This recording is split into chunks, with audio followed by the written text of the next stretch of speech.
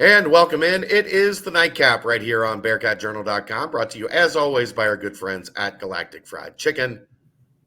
Visit them, www.galacticfriedchicken.com. Download the app for iPhone, Android, and everything Galactic. Get your delivery, get your pickup, stop down in Dayton, and get yourself the full Galactic experience. We keep saying the patio is going to open soon, but it keeps being 30 degrees outside.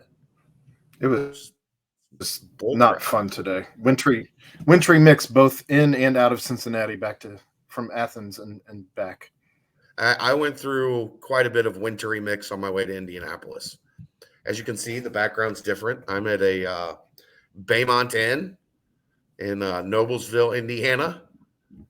It's been a day. Let's start with basketball. There'll be a boatload of football content coming up. I'll have some basketball content, but let's start with basketball. As I'm waiting on pizza, I might have to exit out of here too in a few minutes if my pizza arrives. So Aaron will be flying solo as I run to the lobby. Fortunately, I'm on the first floor, room 101. So I should be able to get there and back pretty quickly. You would hope. Quick. You would hope. So what happened to Hoops? Rayvon Griffin's really good, bro. Wasn't that the scouting report on him already? Yes and no. He was very good early in his career. I think the pandemic. I was talking to somebody about this today. Inner city kids, I think, got hurt by the pandemic most. Like CPS, the public schools are closed. You couldn't go to the parks. What were you doing to be able to work on your game? Didn't they take the hoops down at the parks? Yeah. So literally, there was a period, and it coincides with the fact that when you watched him, you're like, I hope he's not, plateauing. I hope he didn't peak early. But he's playing on a really good AAU team. He's got Reed Shepard that's committed to Kentucky, Gabe Cupps that's going to Indiana. So he's got some high major guys on his team. And, buddy, from what I heard, he was really good last night. He was outstanding when I watched him this afternoon. Put up 22 points, hit a couple threes, played really good defense. And I thought, for me, the biggest thing, his feel has improved. He was passing the ball really well, picking his spots, when to be aggressive, when to give the ball up. Some things that, as a younger kid, he was just so much more athletic. I was actually looking back through something today. There was video of him. He played on Bronny's, LeBron James' son's team, when he was in 7th grade. And he was windmill dunking. That's how physically developed Rayvon was that early. And a lot of time with those kids, it just catches up to him. But, man, he is hitting the gas. I just so impressed with what I saw from him today. And then apparently tonight, he did the same thing. I think he had 13 of his team's first 17 points. And controlled the game against Compton Magic. So he's taken it to another level, which is a very, very good sign for the Bearcats. So better than advertised. Yeah, I mean, I expected him to be good. That had been, Taft won a state championship, and he was the catalyst. I expected him to play well, but he was on it. He was on top of his game. And I talked to him afterwards. He's releasing his top 5 tomorrow. I think that will be a good day for UC.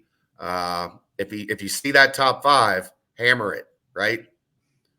Every Bearcat. Let's see if we can get to 200 UC GIFs, whatever, in that top 5 announcement tomorrow. Other than that, I watched a lot of young guys. And Aaron, I'm getting old, man. Yep. Watched Nazi Muhammad's son tonight. They played for Kentucky. That's wild. Yeah, I remember.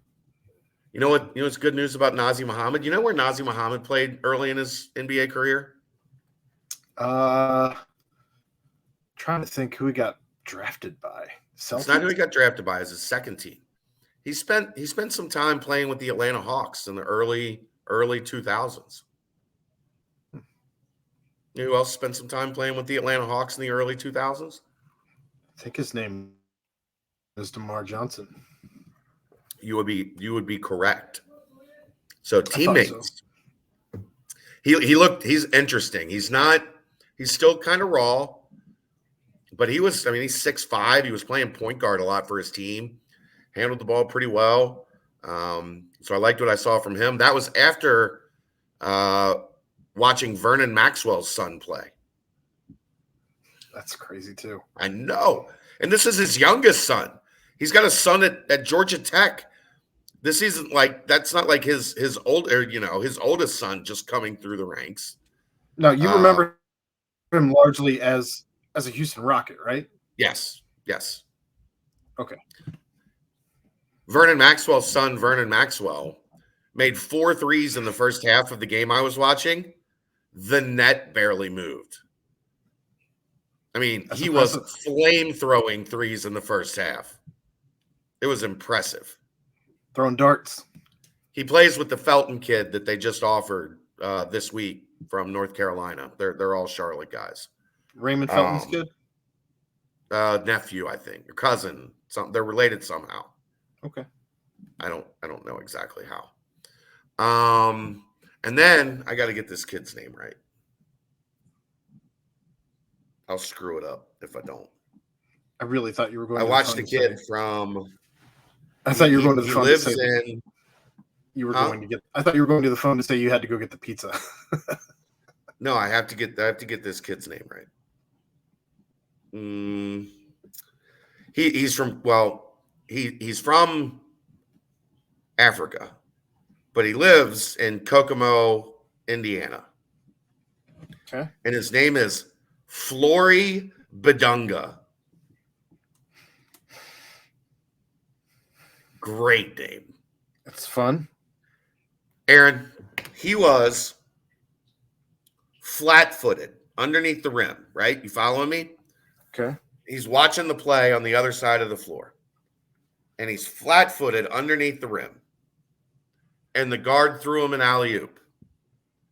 And he went from flat-footed to almost hitting his elbows on the rim when he jumped to catch it and dunk it. He scored 34 points. So he's very tall. No. He's the fastest jumper I think I've ever seen. Oh. He just explodes off the floor. That's wild. Yeah, I mean, he was like literally just standing there watching the play, and they threw the ball up in the air, and all of a sudden, like, his head is at the rim. It's like, who the hell is this? It's a wild deal. There was a local kid that I think, from watching him, has a chance to be pretty good in the 2024 class too. Riley Burgess, 6'10", can shoot it pretty well. He had his ankle wrapped, or had like a brace on his ankle, so I'm wondering if he had a little bit of soreness in that ankle, because it looked like it affected him getting up and down the floor a little bit. But he blocked some shots. He had a dunk, made a couple threes in the 2 games I watched. He plays with Bidunga, and I think that's just what he should be called, Bidunga. I'm good with that. I mean, that's what I would go by. I like it better than Flory Bidunga. I was gonna say I like that way better than Flory. Just would be like a one name, kind of like Ichigo Bidunga or something. Like, you're just Bidunga. Yeah. I'm good with it. There were a couple others. I'll get to that on the board either tonight, or I'll do a full report when I get back tomorrow on the couple days. I'm going to go back. I went to Adidas first, then I went to Under Armour this evening. And then I'll probably go back to Adidas tomorrow. So that's basketball recruiting.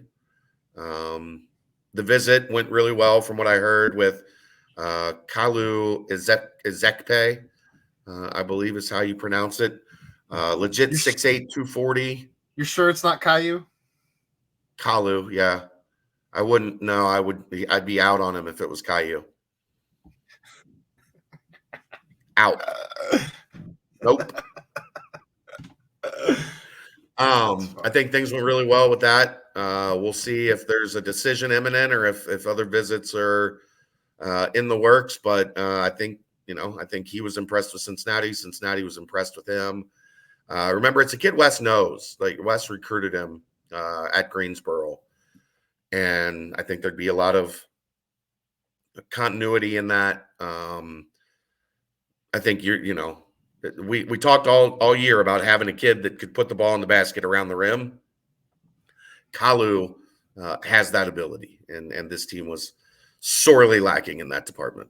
Agreed. So that's the transfer portal segment for tonight, and then spring practice, spring game today.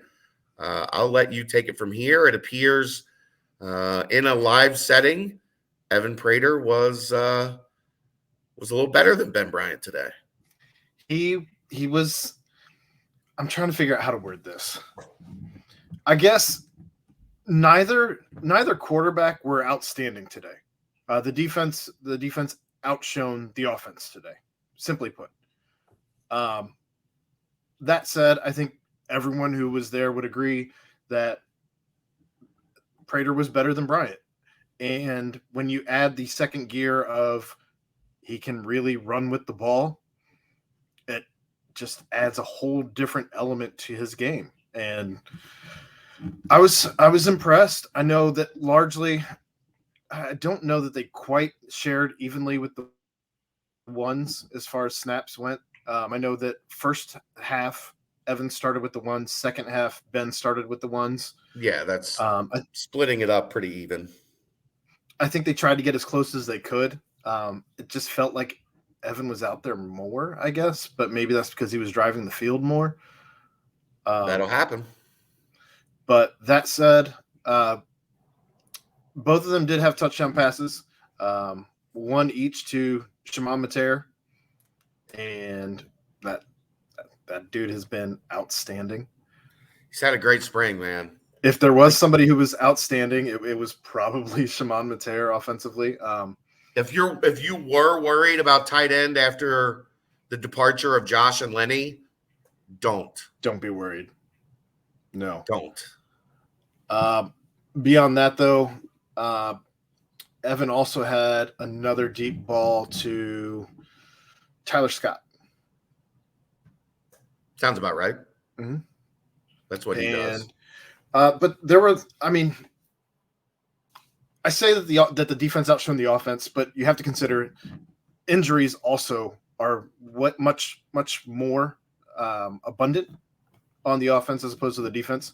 When you consider you had Renfro out, you have Lorenz Metz out, you have Ryan Montgomery out, you have both Chris Scott and Jaden Thompson out. So there's just a lot of – and Josh Wiley out. So there's just certainly a lot more injuries on the offensive front than there are on the defensive front. Sure. That said, I mean, you did see some guys working out in individual drills early on. Some of those guys that were injured. But as we talked about last week, there's no reason to rush them out just for the spring game. Right. When, again, it's not necessary at this point. So when those guys come back, I expect the offense to look much different than what it looked today. I think that there were a lot of good things. The defense, it was hard to keep up with the defense as I was tracking who was in the first team and second team because the guys all have their jerseys up to here, so you're only getting half a number on the front side. And where they had the media and the families of the players was all on the side of the offense. You were never allowed to go past the line of scrimmage as the media on the sideline. And so we never really got to be on the other side to really – you can see the numbers on the backs of the guys, but the only times you're seeing the backs of the guys is if they're running downfield. So it was a lot harder to keep track of the defense than it was on the offense. You haven't figured out what they all look like in helmets without their number showing? Yeah, sure.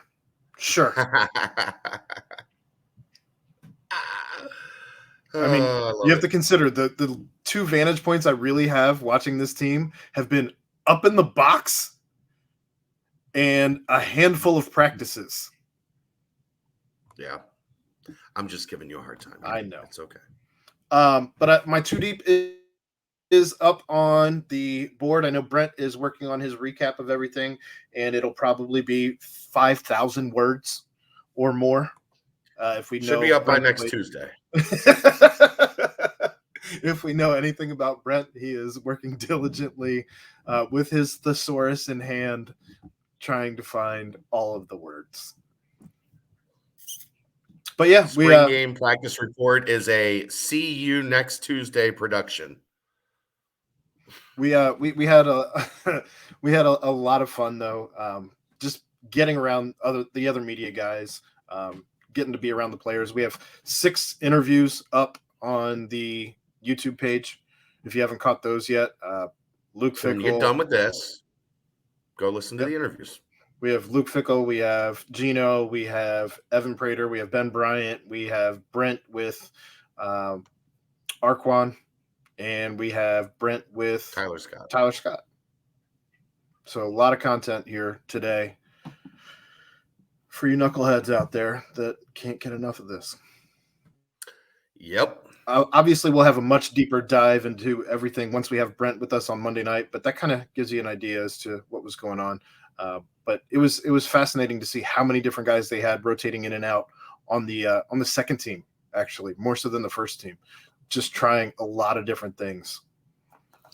Rob Jackson, JQ Hardaway. And they played the majority of the snaps. Like you talked earlier last week about them rotating in. No. They were not rotating in. They were staples in the second team offense at this point. It's amazing how much can change in a week. Amazing. Can't keep guys that are producing off the field. I feel very fortunate we've made it through 17 minutes of this without the Baymont internet crapping out on me. So I think we should probably count our blessings and call it a night. Like I said, it'll be a much deeper dive on Monday night, but that at least gives you a little gloss over. Yes. So that's going to do it. We will, I would imagine we'll be back at it tomorrow night with something on my second day on the road. He's Aaron Smith. I'm Chad Brendel. It's the Nightcap, brought to you by Galactic Fried Chicken, right here on Bearcat Journal. See ya!